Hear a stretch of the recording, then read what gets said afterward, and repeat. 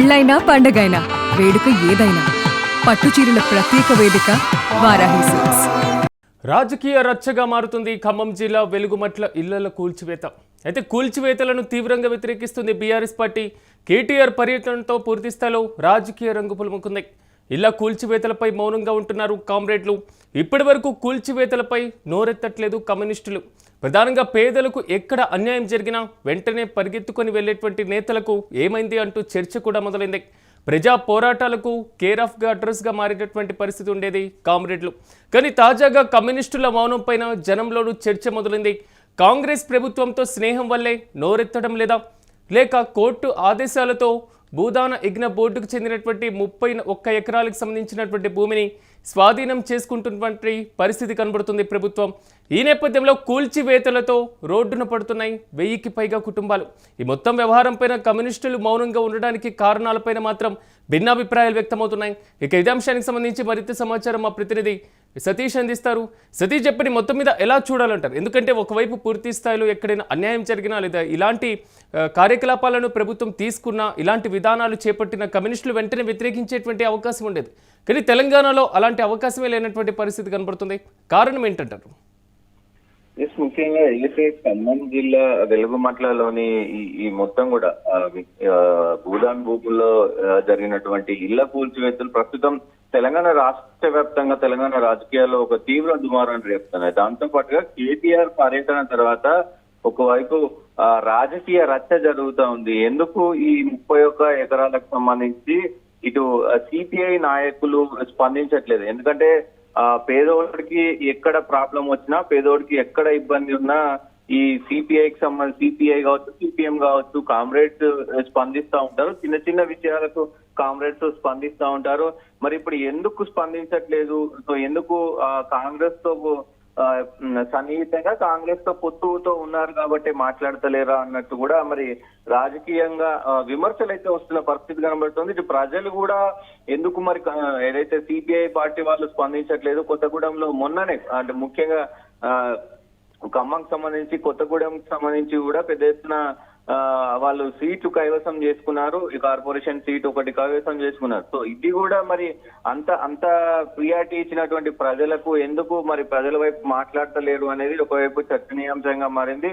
దీంతో పాటుగా ఏదైతే ఈ సర్వే నెంబర్స్ 147, 148, 149, సో ఈ సర్వే నెంబర్లు ముఖ్యంగా మరి గతంలో ఇటు గవర్నమెంట్ చెప్తున్న ప్రకారం గతంలో వీళ్ళంతా కూడా కబ్జా చేశారు, అక్రమాలకు పాల్పడ్డారు అనేది చెప్తా ఉన్నారు. కలెక్టర్ అనుదీప్ కూడా చెప్తూ ఉన్నారు. కానీ మరి వీళ్ళు దాదాపు 10-15 సంవత్సరాల నుంచి అక్కడే ఉంటున్నారు అనేది కూడా ఒకంతా ప్రజలకు వాళ్ళైతే మాట్లాడుతున్న పరిస్థితి. ఒక్కసారిగా రాత్రికి రాత్రి వాళ్ళ ఇల్లులను, వాళ్ళ గుడిసెలను మొత్తం కూడా జేసీబీలతో కూల్చేయడం ప్రస్తుతం తెలంగాణ రాష్ట్ర వ్యాప్తంగా కూడా పెద్ద ఎత్తున విమర్శలు అయితే వినబడతా. సతీష్, కొంతవరకు ఎందుకంటే కాంగ్రెస్ తో పొత్తున్నా లేదా కాంగ్రెస్ తో కలిసి ఒక కూటమిగా ఫామ్ అయి ఎన్నికలు పార్టిసిపేట్ చేసిన ఖమ్మం జిల్లాలో కొంతవరకు ప్రభావం ఉన్నటువంటి పార్టీ సో కమ్యూనిస్టు పార్టీ.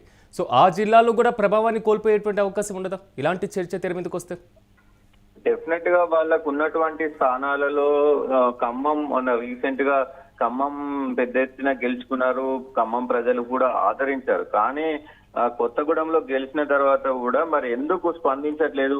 మనం చూసినాం నిన్న మొన్న కూడా మరి రేవంత్ రెడ్డితో కలిసి కూనంనేని సాంబశివరావు కూడా మరి కలిసి ఇది చేసిన పరిస్థితులు ఉన్నాయి. కానీ ఈ విషయాన్ని ఎక్కడా కూడా మాట్లాడని పరిస్థితి కనబడుతుంది.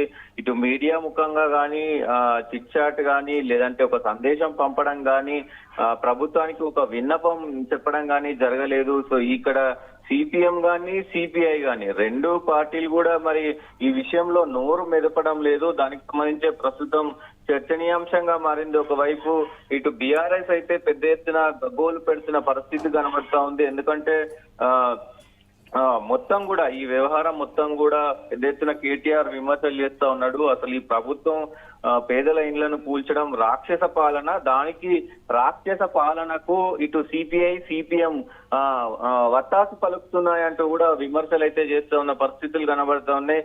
చూడాలి మరి ఏంటి అసలు ఈ దీనికి సంబంధించి ఈ ఏదైతే ఈ ప్రభుత్వం పైన మరి ఏమైనా వ్యతిరేకత మాట్లాడరా అనేది కూడా చూడాల్సిన అంశం ఉంది. దాంతో పాటుగా సిరాజ్ ముఖ్యంగా ఇటు ఖమ్మంకు సంబంధించినటువంటి భూములే కాదు, ఇక్కడ హైదరాబాద్ లోని భూములు ఏదైతే మూర్తికి సంబంధించినటువంటి దీన్ని కూడా మరి ఎవరు కూడా ఇటు సిపిఐ అయినా ఇటు సిపిఎం అయినా ఎవరు మాట్లాడని పరిస్థితి కనబడుతుంది. చూడాలి మరి పేద ప్రజలకు అన్యాయం జరిగినప్పుడు ముందుండే పార్టీలు మౌనం వీడుతాయా మరి ఏంటి అనేది కూడా చూడాల్సిన అవసరం అయితే ఉంటుంది. Right Satish, thank you. మొత్తం మీద ప్రభుత్వ వ్యతిరేక నిర్ణయాలు లేదా ప్రజా వ్యతిరేకమైనటువంటి నిర్ణయాలు విధానాలు చేపట్టినప్పుడు సాధారణంగా కమ్యూనిస్టులు ఆ ప్రాంతానికి వెళ్ళడం, అక్కడ ఉన్నటువంటి ప్రజలకు అందుబాటులో ఉండడం, ఇలాంటి చర్యలతో ముందుండేటువంటి పరిస్థితులు కనబడుతుంటాయి. తాజాగా మాత్రం కమ్యూనిస్టుల యొక్క వైఖరి తెలంగాణ వ్యాప్తంగా కొంతవరకు చర్చనీయాంశంగా మారుతున్నటువంటి పరిస్థితి.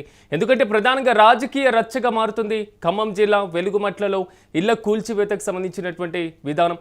సో కూల్చివేతలను కూడా తీవ్రంగా వ్యతిరేకిస్తున్నటువంటి పరిస్థితులు కనబడుతున్నాయి. ముగ్గురు మంత్రులు 3 అడుగుల దూరంలో ఉన్నారు.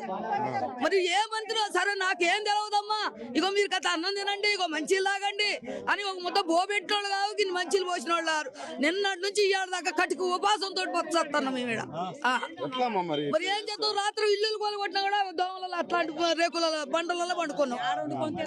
ఏడున్నాయి వండుకోవడానికి, బియ్యం బాయ కారం బాయ మొత్తం నెట్టి దోచర పడితోటి తాగలే, అసలు నెట్టుడే తీసిన దాకా ఇంకా లేదు. అసలు వాళ్ళ మామే కనకరమే లేదయ్యా, మీ దండం పెడతా. అసలు ఎప్పుడు ఎల్లగొట్టాలని వాళ్ళు మామే చూపడిది. కాంగ్రెస్ ప్రభుత్వం వచ్చినాక గాని అంతవరకు అవతల కేసీఆర్ ప్రభుత్వం అప్పుడు మా జోలికి రాలేదే. మేము ఏ పని చేసినా కరెంటు వాళ్ళు కట్ చేసపోయినా గారు మళ్ళీ సాయంత్రం వరకు కరెంటు తొలగించుకునేది. మీ ఆడ ఏమనకపోయేది, వాళ్ళు ఉండగా అసలు మా జోలికి రాలే. మరి వాళ్ళు ఏంటికి వస్తున్నారో ఏందో మా దగ్గర తెలవదయ్యా. కోటి అన్నలు, నా ఎక్కలు, నా చెల్లెళ్ళు, నా తల్లులు, మీ దండం పెడతా మా కోటేజ్ గెలిపియండి, మీకు బంగారు తెలంగాణ చేస్తా అన్నాడు. ఇల్లు క్వార్టర్సులు కాసిన కట్టిలే, 900 క్వార్టర్సులు కట్టించండి ఇక్కడ గుట్ట మీద. ఇక అంతే. వీళ్ళు గుర్తురాలే, ఇవాళ గుర్తురాలే, ఇవాళ ముఖ్యమంత్రి గుర్తురాలే, ఈ కొంగులేడు శ్రీనివాసరెడ్డికి గుర్తురాలే, తుమ్మలగా నాగేశ్వరరావు గుర్తురాలే, ఎవరికి గుర్తురాలేదయ్యా. ఓట్లప్పుడైతే మీ దండం పెడతా, మీ చేతులు పట్టుకొని వాడి చేతులు వీడి చేతులు అందరి చేతులు పట్టుకుంటాడు.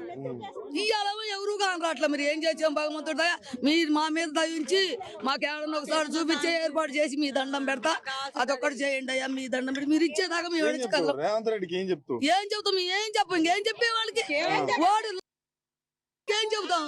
రేవంత్ రెడ్డి